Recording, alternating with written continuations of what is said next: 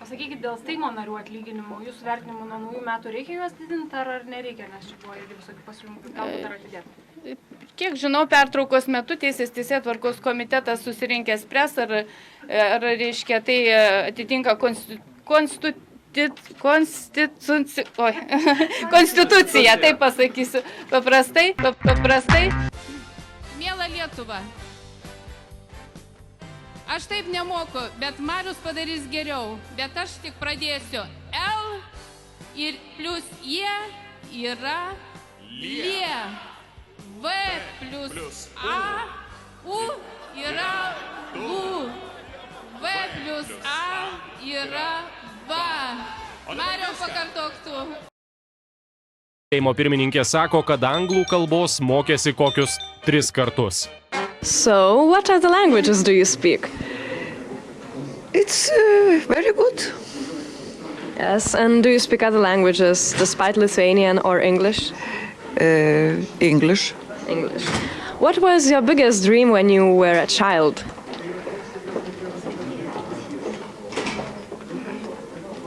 I don't know. Did you want to be a politician? No. No? No. So, why did you decide to be a politician? No. I don't say about politicians, but it's about life or music, but no politician. Oh, really? Yes. And what other hobbies do you have now? Now, books. Reading books. Yes. What kind of books do you like? Today I read about a little boy and little girl. It is pasaka. Fairy tale. Fairy tale. Dear Martin, dear Sergei, dear friends, Prime Ministers, I'm very pleased to be with you here. History has shown the Lithuanian Social Democrats have worked with their colleagues shoulder to shoulder in the European Parliament in pursuit of their shared values and principles. We are proud to have successfully passed an examination of our first EU presidency in the second half of 2013, provide for new jobs, ensure social guarantees for the disabled, promote gender equality, open up new prospects for the youth, and invest in education, science, culture, and health. Europe should become the most competitive region in the world. Ensuring more and better jobs, I am certain we will be able to achieve our objectives. We're pleased and wholeheartedly support the nomination of our friend Martin Schulz for the post of the European Commission President. The Lithuanian Social Democratic Party has nominated a strong candidate, current member of EP, Zigmantas Balčytis. I am sure that our nominee has all the capabilities and qualities required to take a leading office. He has a particularly strong personality, full of creative ideas and able to mobilize the European people towards greater credibility of European Union. We wish you all the best. This year for Lithuania is also exceptional in terms of the national presidential elections. Therefore, I hope that through joint forces after the European Parliament elections, we will have a majority and continue to work together on our ambitious objectives detailed in our manifesto. Thank you very much for you. Viktorai, kodėl Vydas Gedvilas visiškai buvo izoliuotas? Buvo visiškai izoliuotas.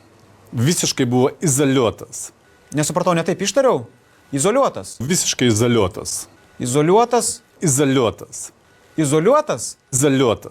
Zaliotas? Izoliuotas. Nu, tai buvo Viktoras Uspaskich ir aš. Sėkmės jums, žiūrim toliau.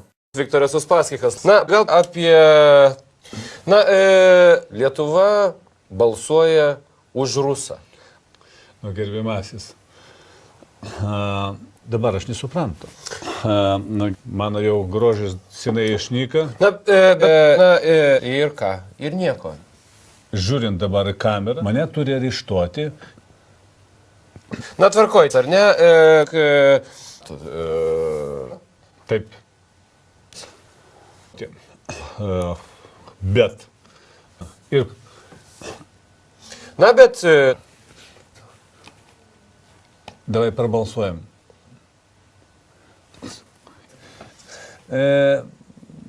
Aš padaryčiau Lietuvą. Tikrai. Pagal planą taip ir turėtų būti, ar ne? Na,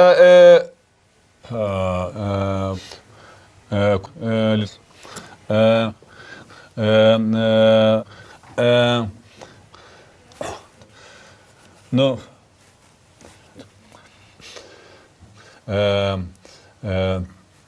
taigi, tai man atrodo viskas aišku. Yra, na, ką reiškia, čia turbūt, tai klausykit, jūs ir jūs ką? Na, kad kažkas norėjo,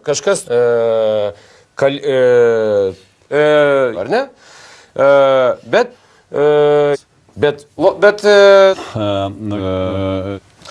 tvarkoj, na,